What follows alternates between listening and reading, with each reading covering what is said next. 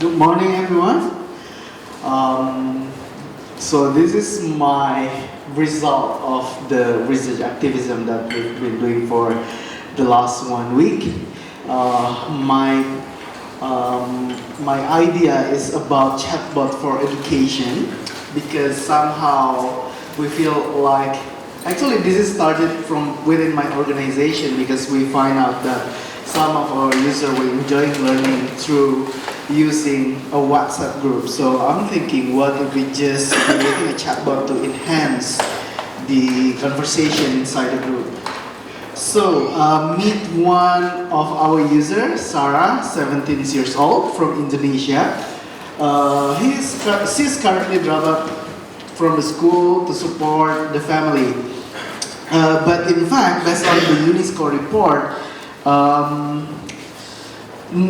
Sarah is not the only one young people who is currently out of school. We have more than 262 million kids around the world currently are out of school, and more than 600 are not learning effectively at school.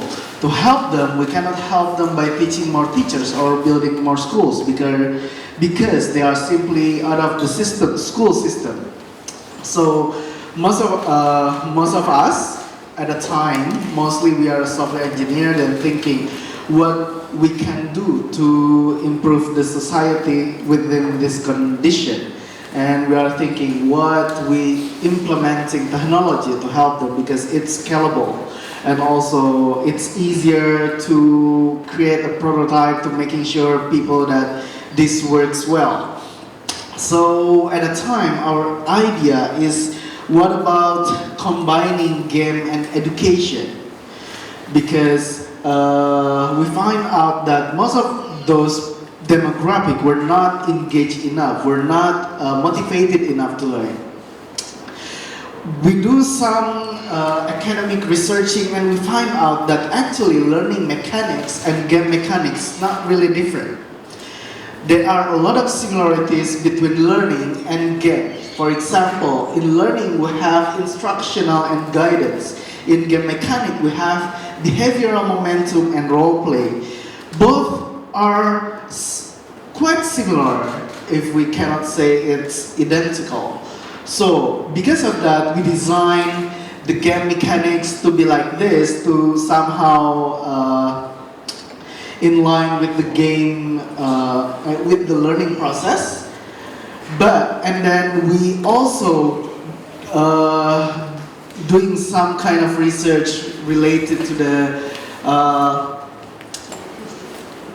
how to identify game app why we are identifying game app instead of gamify educational game, because we find out that actually a lot of when we see the session length, when we see the retention, we find out that gaming app is much better than educational app.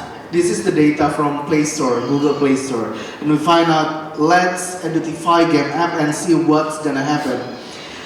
And then our strategy, current strategy, is using a strategy, we call it Dawn of Civilization. Because of that, currently we name the game apps as Dawn of Civilization. This game has two big parts. The first one is the meta games and the second one is the mini games. The difference is, so we create a city building game, just like SimCity. But the difference is, in SimCity, if you want to build a building, you need to pay sometimes to the game creator. But for this game, in order to create a fancy building or in order to create a fancy garden, something like that, you need to learn from the mini games. And after playing mini games, you will get stars, you will get coins, you will get a lot of spendable items, and you can use that spendable item to improve your city. Yes, it's proven actually by identifying the games, it makes the learning process much effective. We can see that this game app is 5 times more engaging than peers compared to the educational game, and also has a good rated apps on the Play Store. And also, more than 80% of our learning competition were female winners. But the problem is, when we're trying to reach out some communities, we find out that even though the result from game is impressive, we find out that some of our users will prefer to have a conversation in a chat group to learning rather than learning to game apps. If we see the engagement rate on the game app is only 3.12, and then compared to learning on the chat group, it's much bigger, it's 5.14. And also 30-day retention is also bigger at the learning chat group. It means that people within 30 days, there are 62.14 users that is still retained on the game, on the chat group. So actually after that we just realized that education is not one size fits for all. Everyone have their own preference, everyone have their own preference or so because of that, then we need to diversify how to learning. And then we also realizing that education is not one pill to cure all of the problem. It means that to help our beneficiaries, because at first I'm talking about our beneficiaries that is simply out of school or not having a quality education. This game apps is not supposed to be the pill of all of the problem, but somehow education can catalyze those social works if you want to reach some communities and want to engage or want to improve the society or the communities that we are engaging on. So because of that, this research has 5 questions. The first one is, how is the chatbot architecture on a social or chat group learning environment? And then how feasible is it? And then what is the evaluation tactics? And how feasible is implementing this chatbot system for demographics with limited resources? And what could go wrong from the implementation? So we will see first with seeing this chatbot as learning tools. Basically, the chatbot architecture is something like this. Initially, user will only the areas that user will see is only user is talking with messaging platform.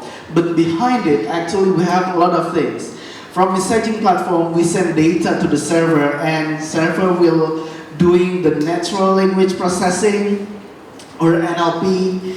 So, for example, when someone were asking to the messaging platform to pause the last 3 pictures I took on Facebook, then we will see what is the intent of this text, and then what is the limit of this text, what is the media of this text. We are using NER or name entity recognition. And also from natural language processing is actually we connecting it with bot logic, machine learning, information resources, and action. And then we see that actually currently we can see that chatbot is used as a gaming platform from some users. For example, but if I can simplify the categorization of this utilization of chatbot as a gaming platform, we can see that chatbot can be used as one-on-one chatbot or group chatbot. For one-on-one chatbot, this is the example, Duolingo chatbot. So this is showing a personalized chatbot to learn another language, not your mother tongue language.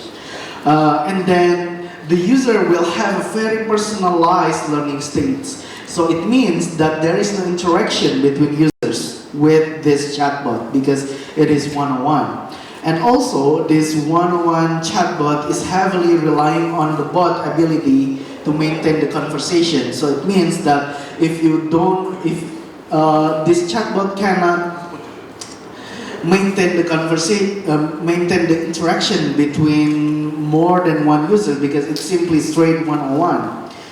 But we also have something like this, Werewolf Moderator.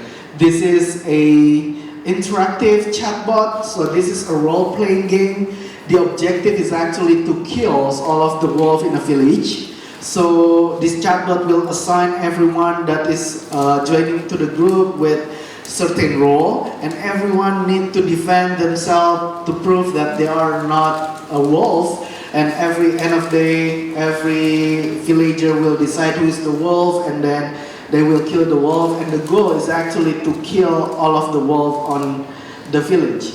I found out that this chatbot is really interesting in terms of interaction between people, because it forces users to interact with each other. So it doesn't mean that people need to talk with bot every time. They can talk with the other users as well. So because of that, then I'm more thinking about what are the social elements that we have on a chatbot. We can see that on the chat group, because initially the plan is to create the chatbot for the chat group. We see that actually there are 3 key elements on every chat group that we have. The first one is affective. It means that you can express your emotion or also using a humor to maintain the social element, keep intact in your chat group. And then interaction. So for example, you can quote your friend, or for example, direct reference your friend, like name calling or something like that. And then complimenting to each other, and also agreement or disagreement with each other. And one thing that is quite interesting for me is the third element, cohesive. It means that every chat group needs a cohesive element to make everyone involved in the chat group. For example, we need more person to use inclusive pronoun like we or us. So not always I, or not always referring ourselves. And also we need someone to have a pathetic or salutation, and also need someone to have a vocative. And then based on that, then I'm do some research to see how feasible to implement chatbot in this learning environment.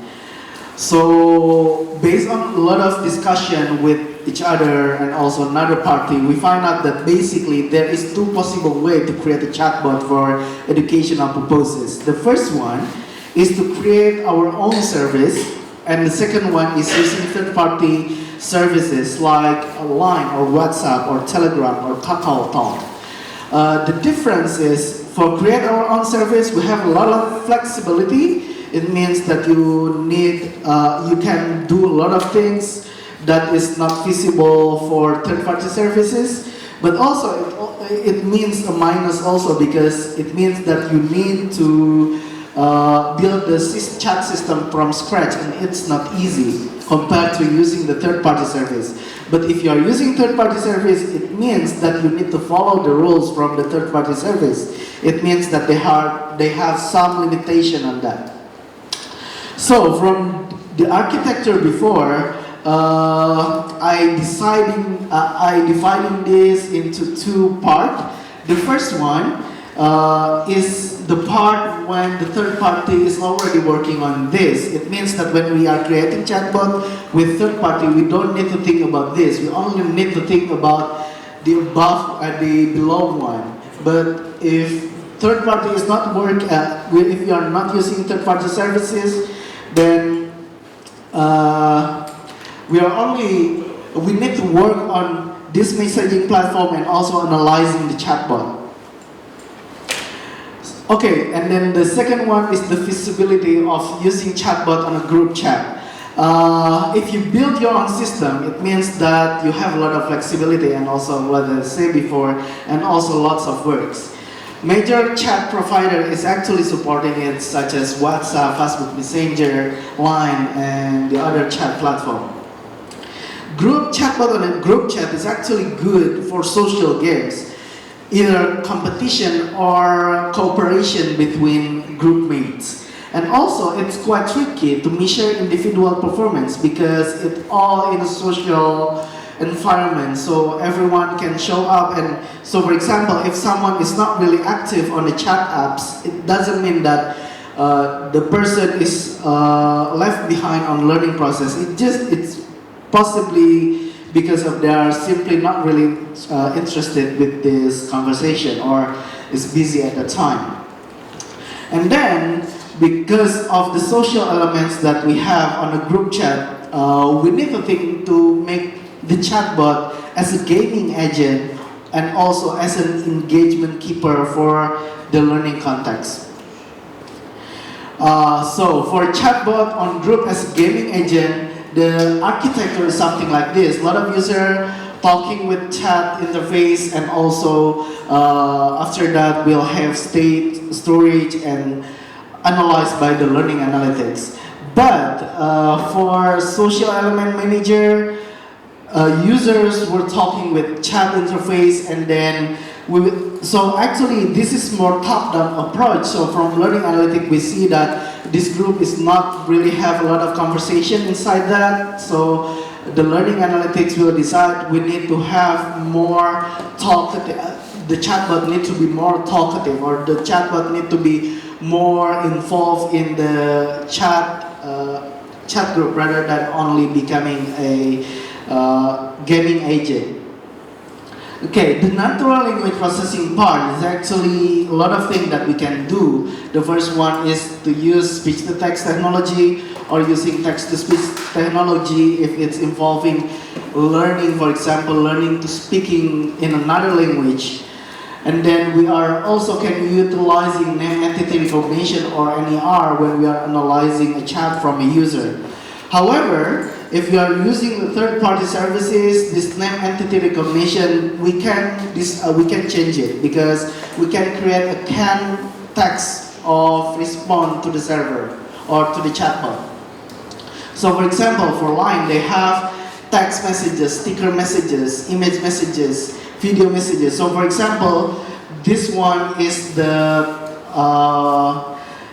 image map message. It means that you only need to tap on the option that you want. So it doesn't involving natural language processing.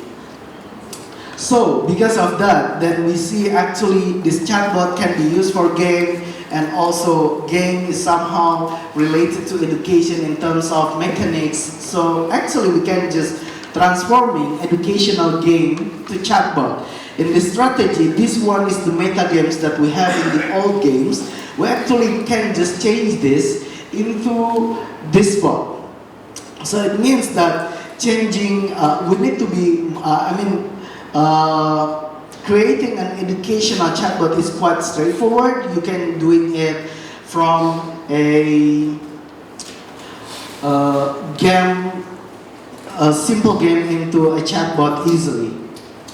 And then how to evaluate the chatbot, you need to evaluate about the engagement, retention, and also the most important thing is the learning outcome. We need to make sure that this chatbot is actually good enough for the learning outcome. And then in terms of evolving the chatbot, we need to do a lot of analysis. First one is the analysis of unclassified text from user when we are doing NLP processing. And also we need to do some analysis of underperforming students. And also we need to do a lot of analysis of gaming flow and also the curriculum structure. And then when it comes to demographic that has lack of internet connection, actually we can do a lot of strategy. The first one is using the local server strategy. So for example, in a village, they will have a server, and then the chat app is connected to the server. So the server is not really connected to the internet, but every phone is connected to the server. Actually, this strategy is used by Inuma, one of the social enterprise in Korea that I've met here. And also the other one is using internal phone processor. So one phone becoming a server, Bluetooth server, so everyone can chat to each other using the local server, so they don't have to be connected to the internet. This is possible, but has a lot of things to do because you need to build the system from scratch. You cannot use the third-party services. And then for lack of access to smartphone, actually we can use something like communal learning, create a learning community, and also have a scheduled learning and do some evaluation, but don't forget to focusing to interaction between learners, not only learners to chatbot. And then what could go wrong from the implementation is actually there are three kind of things that is possibly wrong. The first one is the learning screen time, because they will have a long time have conversation with chatbot and also killing interaction and also data ownership and privacy. So when you are designing this, you need to think about these three things. So the conclusion is there is a similarity between game mechanics and also chatbot mechanics. It means that chatbot can be used for education, and then there is some other problems that we can have. And then related to the recommendation, because this research is having a very limited time, so we need to think about the framework on how to create a social or chatbot group, and then need also to think about the concept of learning independence and also doing conversation analysis between students and between students with the chatbot. I think that's all my presentation. I'm open to Q&A. Thank you.